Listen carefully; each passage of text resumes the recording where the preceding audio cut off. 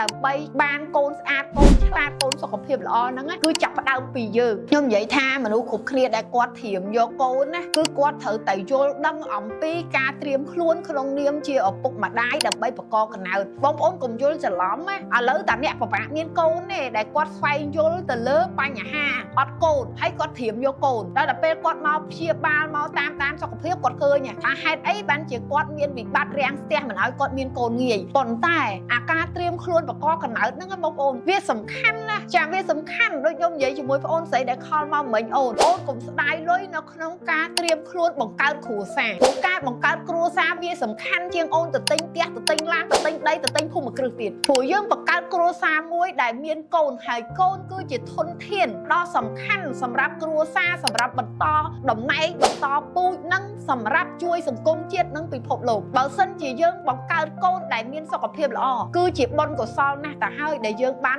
បន្តបានចង់និយាយបានត្រៀមខ្លួនជាពុកម្ដាយដ៏អស្ចារ្យដើម្បីផ្ដល់កំណើតដល់កូនដែលមានសុខភាពល្អព្រោះកាលណាតាកូនយើងកើតមកមិនមានជំងឺពីកំណើតមានកាយសម្បទាគ្រប់គ្រាន់មានដៃជើងមិនពិការភ្នែកមិនខ្វះដៃជើងមិនមានជំងឺណាមួយដែលកើតមកខុសប្រក្រតីគឺឪពុកម្ដាយធ្វើបុណ្យដ៏ល្អក្រៃលែងចំពោះកូនទី2គឺកូនសុខភាពល្អហើយគឺប្រាថ្នាឲ្យកូននឹងស្អាតឬក៏ឆ្លាតដោយសារកាលណាសុខភាពម្ដាយពេញលេញឪពុកពេញលេញកូន5លើសពីសុខភាពល្អគឺកូនស្អាតកូនឆ្លាតទៀតអញ្ចឹងលោកប៉ាអ្នកម៉ាក់ដើម្បីបានកូនស្អាតកូនឆ្លាតកូនសុខភាពល្អហ្នឹងគឺចាប់ផ្ដើមពីយើងបើសិនយើងធ្វើប្រហែសយើងមានជំងឺសុខភាពរបស់យើងជំងឺមួយចំនួនវាប៉ះពាល់ទៅដល់កូនវាធ្វើឲ្យកូនហ្នឹងស្រួលមិនអាចបង្កកំណើតបានទៀតវាទៅជារលូតកូនវាទៅជាកូនអត់លូតលាស់វាទៅជាកូនបែកទឹកភ្លួងមុនពេលសម្រាលមិនគ្រប់ខែពិការភ្នែកខ្វះអវយវៈឬក៏ជំងឺអបញ្ញាកាយសម្បទាមិនគ្រប់គ្រាន់គាត់កើតមក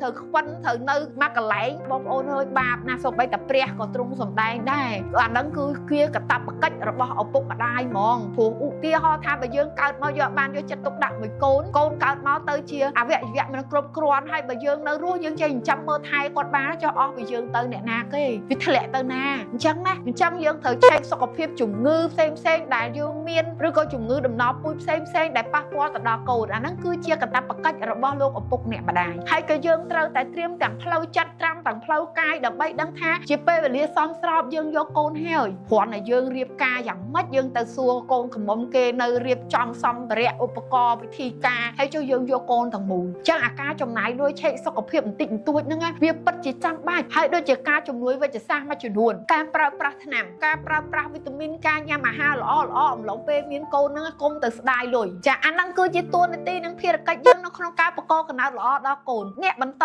វេនអ្នកតពូជដល់សមរម្យសម្រាប់យើងអញ្ចឹងកូនគឺជាអ្វីគ្រប់យ៉ាងបើជ្រុលថាផ្ដល់កំណើតឲ្យកូននេះគឺផ្ដល់កំណើតល្អកំណើតកូនអស្ចារ្យអញ្ចឹងវីដេអូនេះខ្ញុំចង់ជម្រាបដល់បងប្អូនទាំងអស់គ្នាមិនមែនតែអ្នកលំបាកមានកូនដែលត្រូវមកពេទ្យដែលត្រូវញ៉ាំវីតាមីនជំនួយដែលត្រូវជំនួយទាំងប្តីប្រពន្ធនេះគឺមនុស្សគ្រប់គ្នាអ្នកមានកូនច្រើនក៏ដោយជាពិសេសអ្នកដែលគាត់អាយុច្រើនទៀតកាលណាអាយុច្រើនកង្វះសារធាតុអរម៉ូនគឺវាធ្វើឲ្យខ្សោយទៅលើសុខភាពអរម៉ូននឹងឯងអញ្ចឹងគួរតែមានវីតាមីនឬក៏ត្រៀមខ្លួនឲ្យបានស្រេចមុនការបង្កកំណើតកូនដើម្បីជៀសវាងបញ្ហាផ្សេងជុំវិញការបង្កកំណើតដូចជាកូនយើងអត់លូតលាស់ឬក៏កូនយើងអបញ្ញាឬក៏កូនយើង